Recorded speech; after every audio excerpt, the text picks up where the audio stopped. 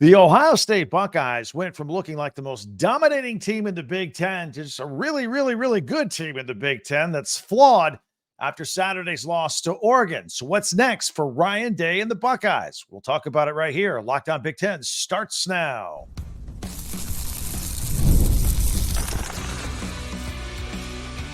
You are Locked On Big Ten, your daily podcast on the Big Ten Conference. Part of the Locked On Podcast Network, your team every day.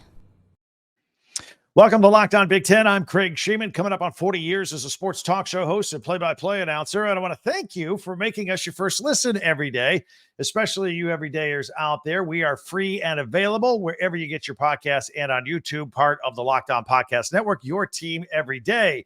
And today's episode is brought to you by FanDuel. Place your first $5 bet and you'll get started with $200 in bonus bets. Guaranteed. Visit FanDuel.com to get started. So, Ohio State, what now? And we'll have some Big Ten news. Michigan getting ready for the game against Illinois, and some good news for Indiana as they get ready for Nebraska, and then our Tuesday tweets. We always love that segment. Now, until Saturday's loss, I thought the Ohio State football team was one of the most complete and deepest teams in the country, and they still are. In fact, their second string can beat most teams in the country.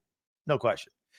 But the Oregon Ducks exposed a lot of problems that the Buckeyes need to fix if they want to continue to chip away at their goals, winning the Big Ten and winning a national championship. And remember, make no mistake about it, winning a national championship is the goal. After watching their arch rival run the table last year and win a natty, Ryan Day and company spent $20 million of nil money on this roster to construct this current team. You don't do that and expect a nice trip to the Citrus Bowl at the end of the season. You want to get to the national championship and win the thing. The Ohio State-Oregon game, that was an instant classic, right? That was awesome. No matter who you were rooting for, that was an awesome game. There were 7 lead changes in that game. Should have been 8. Ohio State should have kicked a winning field goal, most likely. But Will Howard, a 5-year veteran quarterback, had a brain cramp. Lost track of time. Clock expired. They end the game with a timeout in their pocket. Clock management at the end cost the Buckeyes a chance of kicking the game-winning field goal. It would have been a relatively short field goal as well. So you can blame Howard. You can blame coaching, Ryan Day and Chip Kelly. You can blame whoever you want. That was a colossal failure on the Buckeyes' part on the national stage. Make no mistake about it. Speaking of coaching, you guessed it, the chatter is up. It's what happens with these things. And despite Ryan Day winning 87% of his games while head coach of the Ohio State Buckeyes, he's 2-4 in bowl games. He's 0-3 against the SEC. He's 1-3 versus the rival from up north. He's 2-6 against top 5 teams. Buckeye fans notice that stuff. Ryan Day said it himself. The expectation at Ohio State is to win every game. Every game. All the time. That's the bar. He knows it. Buckeye fans expect it. That's the deal. And you can forget about the team up north for just a moment because the Buckeyes have a date with number 3 ranked Penn State coming up in 3 weeks. Now back to the Oregon game for a minute. You could probably say stuff like this on almost any game if you want to parse a play here or a play there. But despite being a 1-point game, Oregon left a lot of points on the field. They could have won by a more comfortable score, to be honest with you. 2 botched extra point plays, one in which they tried to get too cute. There was a missed mid-range field goal. And let's be honest, when we say that the Buckeyes opening drive, when they went up to 7-0, right in the first quarter, probably shouldn't have happened that way. Officials clearly missed an Oregon interception. Didn't even go to a review or replay on it. Couldn't believe it. So the Buckeyes got an extra 7 there. Again, butterfly effect. You never know what would have happened if this happened or that happened, but that shouldn't have happened. Let's talk about some of the other areas. Let's do a deep dive on this. Other areas that I thought Oregon exposed Ohio State a little bit over the weekend. And let's start by talking about the Buckeyes defense. Remember, this is supposed to be a world-class defense. They gave up 32 points in this game. Again, the Ducks are great offensively. Don't get me wrong. But the Ducks purposely threw at Denzel Burke all night. I was a little concerned about the Buckeyes secondary. The Buckeyes defensive line, if you want to move up in the defense, they got gassed at times with Oregon's up tempo. And one of the worst plays of the night was when Dylan Gabriel, he totally fooled JT Tuimoloau on the front line, defensive line for the Buckeyes. JT totally blew off his outer edge responsibilities on the left side and containment, ran straight for the running back, straight for Jordan James in the backfield, thinking he was getting the ball. Gabriel kept it and ran right around him on the right side and went in for a 27-yard touchdown. That comes down to coaching right there and execution. And both failed the Buckeyes on that one play. And of that player, I'm stunned. JT is an NFL caliber player. He could be in the NFL this year. Came back for another year. He's a great player. That was a mistake that you make as a freshman or a sophomore. I was very surprised to see that. And I hate to bring this up because all heck is going to break loose when I do. But Ohio State takes a lot of criticism for not being tough enough. You all remember last year, Lou Holtz said it before the Notre Dame game. And after Ohio State beat Notre Dame, all Ryan Day wanted to talk about on his on-field post-game interview was, hey, where's Lou Holtz? And the Buckeyes are tough as anybody. Well, again, let's be honest. On Oregon's last scoring drive, and they got the winning field goal, Buckeyes needed to stop for a win. Oregon went 75 yards in 11 plays, and they did it 2 yards at a time, 4 yards at a time, 5 yards at a time. Oregon was the tougher team. The newcomer from the Pac-12 in the Big Ten was the tougher team in the line of scrimmage, blowing Ohio State off the ball and winning the battle in the trenches. It was a fact. We all saw it with our own eyes. It's something Ohio State is going to have to overcome.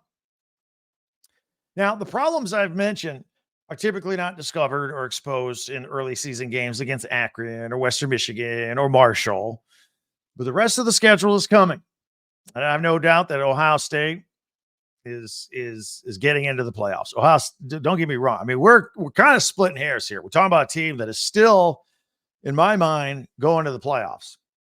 Just because they lost the game to Oregon doesn't mean they're not going to the playoffs. But last I checked, most of the playoff teams are going to be of the caliber of Oregon, and they will include Oregon. The Buckeyes have to tighten some things up. And they got to tighten them up if they want to win some championships, Big Ten championships or national championships. The national championship, though, that's the goal. That's what you spend $20 million on nil for, to win it all. That's the only goal I think that the Buckeyes or the fans and their boosters really care about. I did get in a discussion with a football fan earlier today. They thought everything would be fine if Ohio State at least won a Big Ten title and got into the playoffs. I said, I think they need to win the thing. I really do. Do you agree with me? Hit me up with the comments. I'd love to hear. Bottom line is Ohio State, they're still loaded. With Will Howard, he's had a pretty remarkable year up until that last play of the game against Oregon. They still got, at some point, I wonder if we'll see Julian Sayin to add a little more athleticism, although they do not lack athleticism. Travion Henderson, Quinshon Judkins, two great running backs. Jeremiah Smith, Emeka Egbuka has really been finding himself lately, and the defense is loaded with future NFL talent. This is not a broken disaster, a 1-point loss on the road at Oregon. Just some things have been exposed here that I think they're going to need to tighten up if they want to take that next step and just clean the table the rest of the way. Love to hear from you. Sometimes Buckeye fans get a little defensive on the comment lines with some constructive criticism, but let's hear it. Back and forth, whether you love the Buckeyes or you don't like the Buckeyes. I want to hear from you. You can hit me up on Twitter at X at Talk Big Ten. Also, the comments on YouTube, the back and forth on the YouTube are fantastic. And hey, don't forget our website, talkbig10.com, where we have all of our podcasts. This one will be filed away under Ohio State. We also list them chronologically, and you can get some Ohio State team gear if you want. Buckeye fans, shirts, hats, t-shirts, all that, or whatever Big Ten team you follow, you can get it right there on our website, talkbig10.com. Also want to invite you, if you're new, I invite everybody, if you can, subscribe to us, Locked On Big Ten. It's free. You just click that little subscribe button, and that's it. No other information is required. And then you and I are on the same page with all things Big Ten moving forward each and every day. Subscribe, follow, share, and like Locked On Big Ten. That helps us a lot. And you get the latest episode of this podcast as it becomes available each and every day. And we are here every single day. Really soon, about 6 a.m. Eastern, video and audio podcasts, 3 o'clock Pacific. So we have that. Plus, we were talking about Oregon a minute ago. We're going to talk about Dylan Gabriel's Heisman hopes. His odds are getting better. And what you need to know about Michigan and Indiana as they get ready for their respective games here this weekend. And then some hilarious Tuesday tweets, all coming up right here on Locked On Big Ten. All right, folks, it's time to talk about Roy and the Roy Player of the Week. This week, we are going to show some love to Penn State tight end Tyler Warren, a ridiculous 17 catches for 224 yards and a touchdown against USC. Roy is the ultimate platform where you get to directly support your favorite athletes. You can download Roy on iOS or Google Play Store. No middleman, no collective making the decisions for you. You decide who gets the backing, and it's easy as a few clicks. So here's the best part. With Roy, you know exactly where your money is going. Roy gives you the power to decide who gets your support. Time to put your money where your mouth is. Help out your program. Every contribution from fans, like all of us, helps to keep the athletes committed to the team. And if they decide to transfer, you get your money back. How's that for transparency? So what are you waiting for? Download the Roy app today and make your contribution. Not only are you supporting the athlete's journey, you're also helping to keep your team strong and ready to go for next season. That wraps up our Roy Player of the Week segment. Don't forget, if you want to support more athletes and be part of their success stories, Roy is the way to go. Keep the contributions coming and change the game with Roy.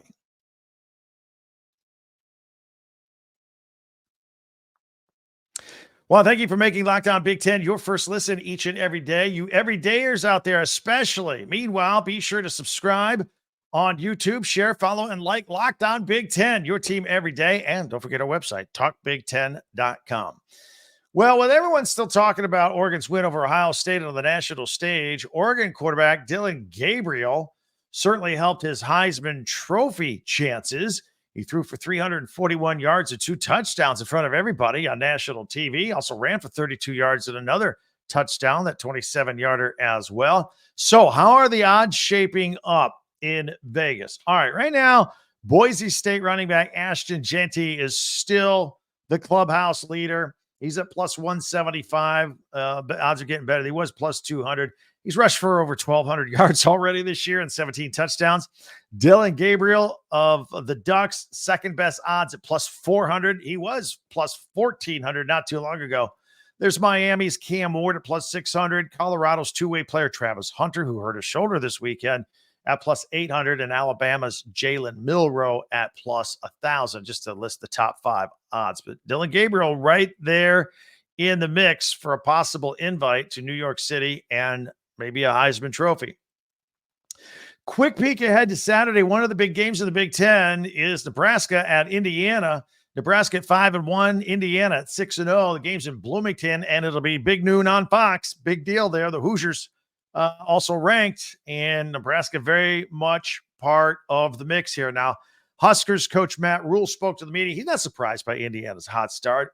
He knew first-year head coach Curt Cignetti and his former team, James Madison, who was very familiar with all that. And James Madison was really good, and he knows that over a dozen players came with Cignetti to Bloomington. So Matt Rhule has nothing but respect for Indiana and this program right now. And he also reiterated, man, there's no easy games anymore in college football. Maybe back in the day, they would have looked at this game as easy. Not now. It's just the way college football is. And look, this should be a great quarterback matchup. You have fifth-year player Curtis Rourke for the Hoosiers, true freshman Dylan Raiola for the Nebraska Cornhuskers. I'm looking forward to that as much as anybody. Also, good news for the Hoosiers. Their linebacker Jalen Walker is expected to return. He left IU's win against Northwestern back on October 5th, and it was an undisclosed injury. The teams are getting more and more tight-lipped about injuries, but he's back. Curt Cignetti expects him to be good to go for this Nebraska game. And don't forget the big noon kickoff pre-show on Fox. We'll be broadcasting from Bloomington, and then the game will air at Fox at noon Eastern. So a lot of national exposure for this game as well. I thought I would take a minute and update real quickly the TV schedule times and networks, because that is always up for grabs, even up to a week out now at this point of the season. Friday night, Oregon is at Purdue. That's an 8 o'clock Eastern game on Fox. Also, in addition to Indiana, Nebraska, and Indiana at noon on Fox. Wisconsin is at Northwestern. That's at noon Eastern on the Big Ten Network. UCLA making the cross-country trip to Rutgers. That's at noon Eastern. That's a 9 a.m. game for UCLA. See how that goes. That's on FS1. And then Michigan versus Illinois, two teams trying to remain in the top 25. That's the 3:30 Eastern game on CBS.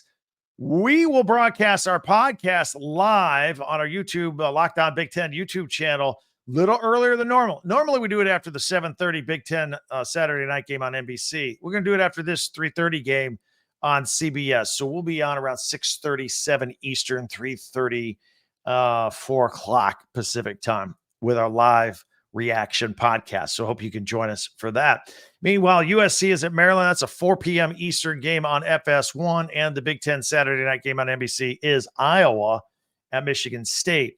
By the way, Iowa has their 4 wins. They have 2 games they've scored in the 40s and 2 in the 30s. And they're still not passing the ball. It's incredible.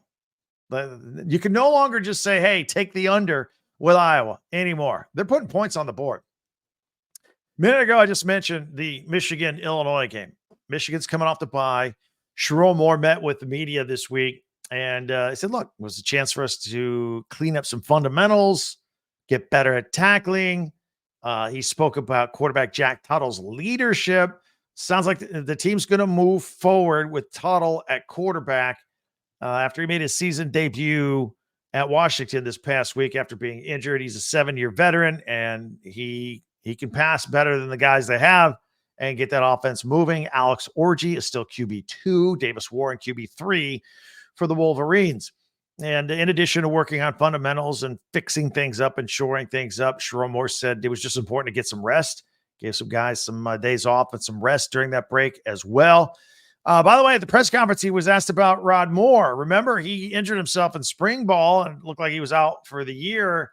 He was asked if there's any chance that he will come back before the season's over, and he gave a typical Sherrone Moore injury update. Said, we'll see. Quote, unquote, we'll see. All right. So that's normally how he talks about injuries over there anyway. Doesn't give a lot of information. That's for sure. All right. Coming up, one of our favorites, Tuesday tweets. I pulled a lot from our Twitter account there at Talk Big Ten. We'll see if yours made it. It's all good. It's coming up next right here on Locked On Big Ten. Games are fun. Games are fun to watch. Games are fun to play. Do you know they're even more fun if you're watching and you got a little action on it? FanDuel. NFL fans, get into the rest of this NFL season with a big return on FanDuel, America's #1 sportsbook. So when you get a hunch in the middle of the game, or you want to check out the latest stats, or view live play-by-play, all on the very same page in which you place your bets. Right there. Convenient as can be. You get started with $200 in bonus bets guaranteed when you place your first $5 bet. That's at FanDuel.com. FanDuel.com. Got some action for you later on in the week. Thursday, college. Boston College at Virginia Tech. Virginia Tech is a 7-point favorite. I think that's too many points. I'll take Boston College. And NFL, Broncos at the Saints. Remember, this is Sean Payton, former Saints coach, now with the Broncos, back in New Orleans. Saints are 1.5 favorites here. I don't like it. I actually like the Broncos on this. Bo Nix and company, they're playing better. Give me the Broncos at +1.5 in Sean Payton's homecoming over there in New Orleans. But you can do all this at FanDuel, America's #1 sportsbook. Check it out at FanDuel.com.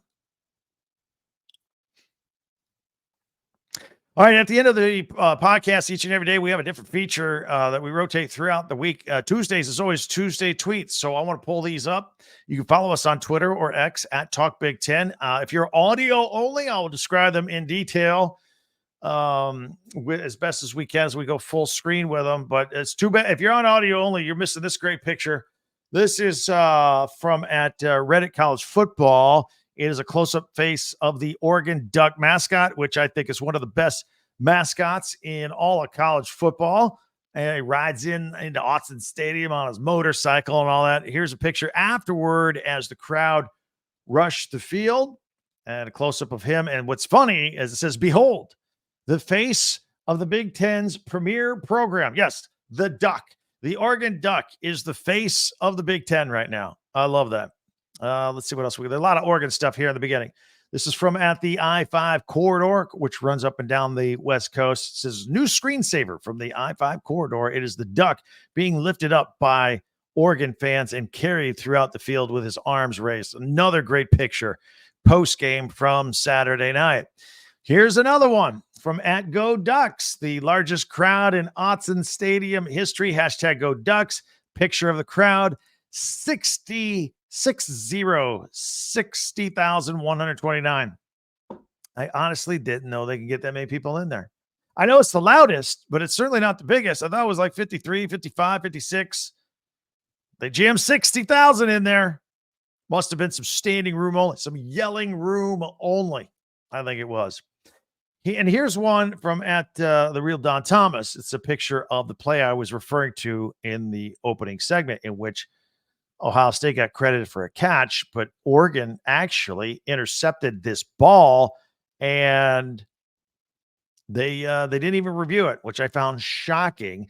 And Don says not enough people are talking about how Ohio State got a free touchdown last night and still lost. And then greatest team ever? Question mark. Yeah, they got, I believe it was a 32-yard pass completion, opening drive, and a few plays later, they scored a touchdown to take a 7-0 lead on Oregon. Here is from at Adam King 10 TV. Overheard conversation at the Eugene Airport, and there's a picture of the sold-out Autzen Stadium. Pretend conversation at the airport. First from a Oregon fan. "Hey, what a great game." Buckeye fan. "That it was." Oregon fan. "All right, take care. See you at the Big Ten Championship." Boom. Yeah, I get a feeling these two are going to play again at least one more time. Maybe two college football playoffs. Speaking of the college football playoffs, this is from at College Football on X. According to ESPN, here are the 20 teams with the best chance to make the 12-team college football playoff. It ranks them 1 through 20. We've looked at this the past couple of weeks. The numbers have changed. Texas, the best chance out of anybody, the number one team in the country at 96%. Oregon's right there at number 2, 84%, and Ohio State at 81%. And there's Penn State, ranked 3rd in the country, a 75% chance to make the college football playoffs. And then moving on down the list, you got your Miamis, Alabama, Georgia, Notre Dame, Iowa State. And at number 10, cracking the top 10, the Indiana Hoosiers with a 47% chance to make the playoffs. It was 52. Then they had a bye.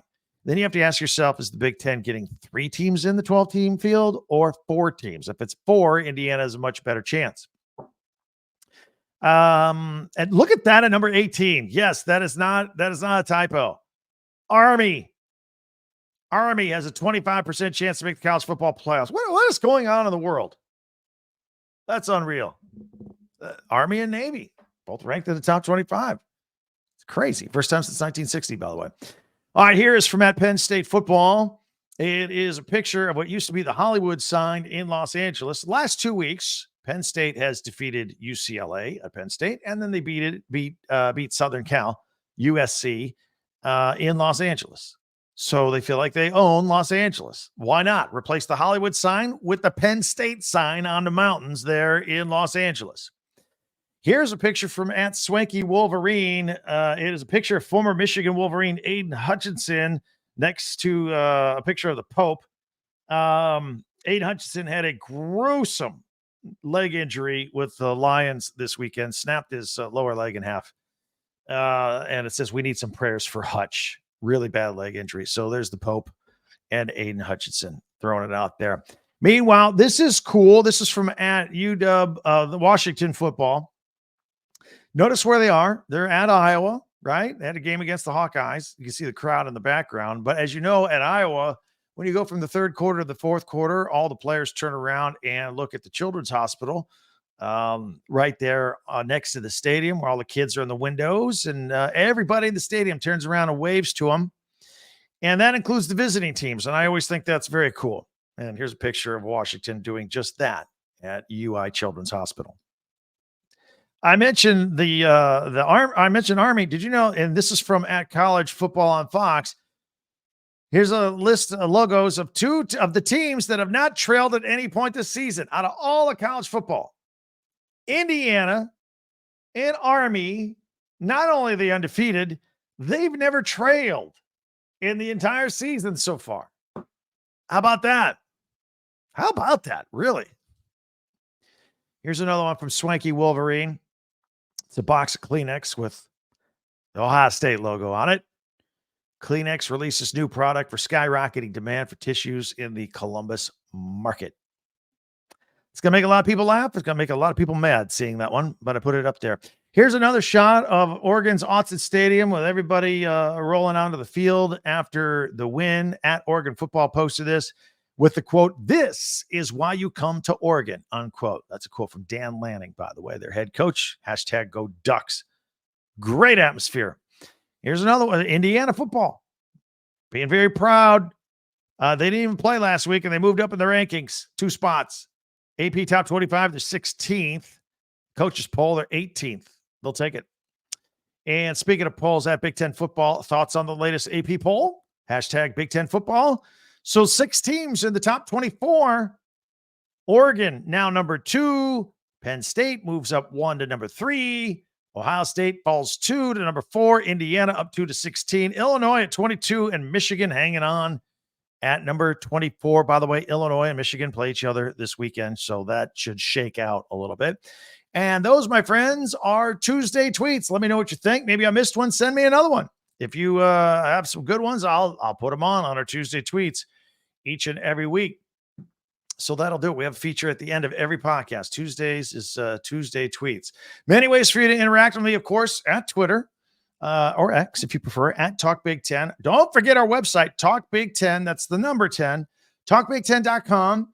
And then also the comments on YouTube. But be sure to subscribe and follow this podcast right now on your favorite podcast app, and you'll get the latest episode of Locked On Big Ten as soon as it becomes available each and every day. Tomorrow, we are going to focus on Penn State. All right, everybody's getting a lot of attention to Oregon and Ohio State, and we have too. Let's take a serious look at Penn State. And do we consider that a big game against USC? A win on the road? That's kind of the knock against Penn State. It's like, yeah, they win, but do they win the big games? It's usually Michigan or Ohio State we're talking about. Did that count? It was an important game. They're 3rd in the country. Let's talk some Penn State Nittany Lions tomorrow. Tell your friends. Plus, we'll have our power rankings as well. That'll do it. I can't wait till we meet again tomorrow. Thanks for joining us today. I'm Craig Shemon for Locked On Big Ten. Talk to you next time.